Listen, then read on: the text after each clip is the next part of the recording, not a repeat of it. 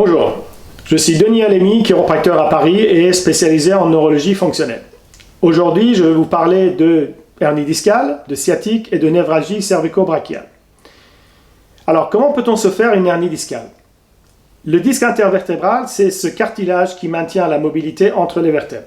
Pour schématiser, on peut le comparer à une éponge. Tant que l'articulation autour du disque garde sa mobilité, ce dernier est irrigué par les artères et comme une éponge mouillée, garde sa souplesse. Mais quand l'articulation est bloquée, le disque n'est plus irrigué et devient plus sec, plus fragile et plus friable. Ces blocages à l'origine de tout ça peuvent être dus à des coups, comme pendant un accident de voiture, la pratique d'un sport, une chute, et qui ont pu même se produire des années auparavant, ou peuvent être dus à des mauvaises postures au travail, sur le canapé, et qui font petit à petit perdre la mobilité à ces vertèbres, et donc provoquent cette usure. Et c'est à ce moment-là que sous la pression du blocage, la couche externe du disque peut se fissurer, et le gel qui est à l'intérieur du disque peut provoquer ce gonflement qui va venir toucher et irriter le nerf ou comprimer le nerf.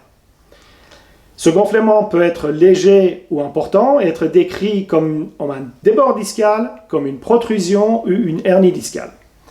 Il peut être d'un côté et donc toucher la racine nerveuse ou être au milieu et donc toucher la moelle épinière en entière.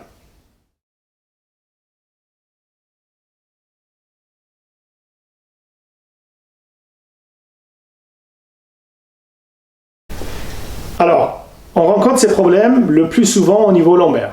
Un peu moins au niveau cervical et rarement au niveau des dorsales.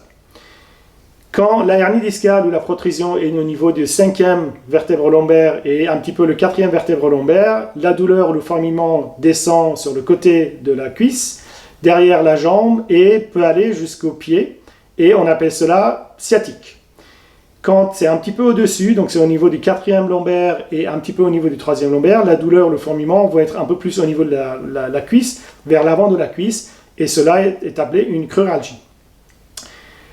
Une névralgie cervico-brachiale, c'est quand il y a des problèmes, ces problèmes de protrusion ou de hernie discale au niveau, la plupart du temps, entre les 5e et 7e vertèbres cervicales.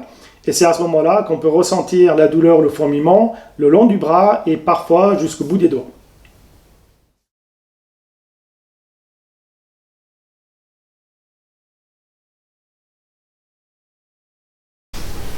Alors, comment est-ce qu'on peut traiter ces hernies discales? Comme on peut le voir sur ma page d'internet sur les hernies discales, il existe des études qui montrent que les soins de chiropraxie peuvent être efficaces pour ces problèmes.